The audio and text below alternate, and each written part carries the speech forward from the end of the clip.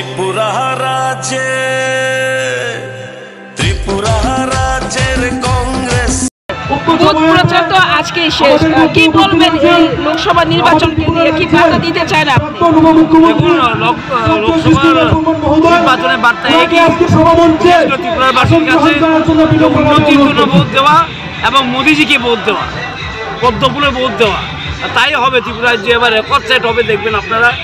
কারণ বিরোধীরা নেই, আশেপাশেও নেই, এবং আমাদের বিধায়ক মন্ত্রীরা অনেক কাজ করেছে, 1.5 বছরে অনেক কাজ করেছে, বিগত 5 বছরে অনেক কাজ হয়েছে। সুতরাং আজকে ডাবল ইঞ্জিন সরকার আছে বলেই ত্রিপুরা রাজ্যের এই উন্নতি হয়েছে। এবং এবার মানুষ হাত খুলে মন হৃদয় খুলে ভোট দেবে মোদিজিকে। কারণ ওরা চায় সমাধান, সমস্যা চায় না। সিপিএম ছিল সমস্যার সরকার, বিজেপি আছে সমাধানের সরকার, সমাধান চায়।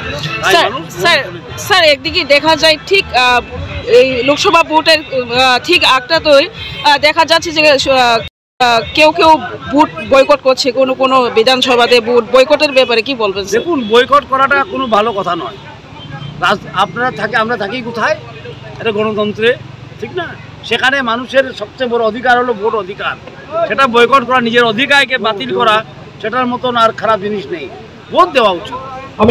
স্যার, পূর্ব ত্রিপুরা লোকসভা যে প্রার্থী রয়েছেন ওনাকে নিয়ে কিছু বহিরাগত বা কেউ বলে থাকেন বা উনি প্রার্থী হিসাবে উনি ফিটেড নয়, এইসব কথাই কি বলবেন? দেখুন, প্রার্থী উনি আগে ছিলেন না, ফিটেড নয় বা ফিটেড আছে কেমন বোঝা গেল? উনি আবার লোকসভা যখন এমপি হবে তখন বোঝা যাবে ফিটেড কি ফিটেড না, ঠিক না? লোকসভার এমপি হওয়ার আগেই ফিটেড কি ফিটেড না কিভাবে বিচার করলো ওরা? তো এখন কি বলবেন যে বিজেপি আর ত্রিপুরা মথা বিজেপির সাথে জোট হয়েছে, তারপরে যে উন্নতির দিকে বলে কাজ করার লক্ষ্যে দাঁড়িয়েছে, কিন্তু এখনো কিছু জনসাধারণ আছে উন্নয়নের লক্ষ্য খুঁজে পাচ্ছি না বা দেখছি না, সেই বিষয়টিকে কি বলবেন? দেখুন, যারা চোখ দেখে অন্ধ থাকে ওদের কিছু বলা যায় না। আর ত্রিপুরা মথার আমাদের সঙ্গে 2টা আঞ্চলিক দলই আমাদের সঙ্গে আছে, আইপিএফটি এবং ত্রিপুরা মথা 2টি আমাদের সঙ্গে। আমরা তো আগেই বলেছিলাম সবকা সাথ সবকা বিকাশ, সবকে নিয়ে চলতে চাই আমরা, ঠিক না? ওরা এসছে, আমরা ওদেরকে নিয়ে চলবো।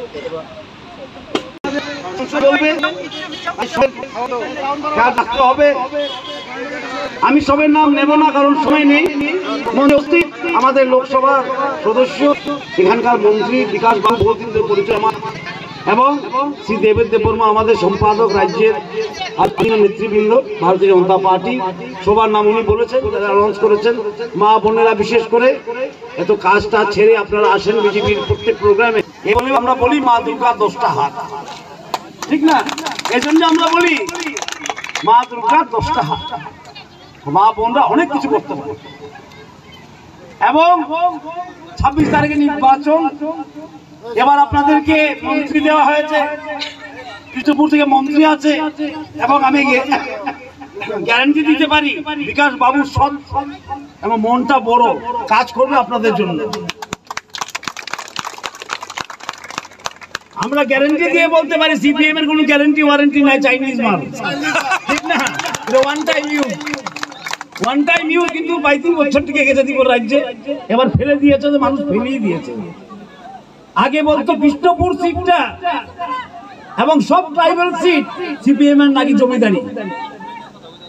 সিপিএম আমার বন্ধু বান্ধব কিছু আছে, ওরা বলতো আরে বিষ্ণুদা আমরা তো 20 থেকে গণা করি, 18 সনে আমরা শিখিয়ে দিয়েছি ওদেরকে 1 থেকে গুনতে, 1 থেকে 16 গুনেছে, 23-এ গণেছে কত? 1 থেকে 10। এবং জনজাতি সংরক্ষিত আসনে একটা এমএলএও নেই। একজন ছিলেন, একজন এমএলএ আছেন জনজাতি, ও পালিয়ে গেছেন, পালিয়ে সাবরুম থেকে দাঁড়িয়ে জিতে এসছেন, নিজের কেন্দ্র ছেড়ে পালিয়ে সাবরুম থেকে জিতে এসছেন। একজন এমন আছে ওদের কাছে জনজাতি। এবং এবার যে আবার নির্বাচন হবে 2028-এ, তখন দেখবেন সিপিএম কে আমরা বলে দেব 0 থেকে 0 গুণের। আর এই নির্বাচন মোদিজির নির্বাচন।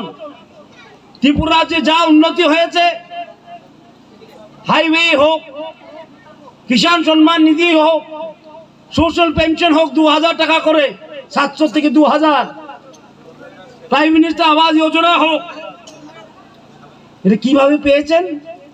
মোদির আশীর্বাদে পেয়েছেন। কারণ আমি অর্থমন্ত্রী ছিলাম 1.5 বছর আগেও, 1 বছর আগেও। আমাদের এত অর্থ নেই ত্রিপুরা রাজ্যের। মোদিজি সাহায্য করেছেন, তাই এসএসজি গ্রুপ 4,000 থেকে 56,000 হয়েছে।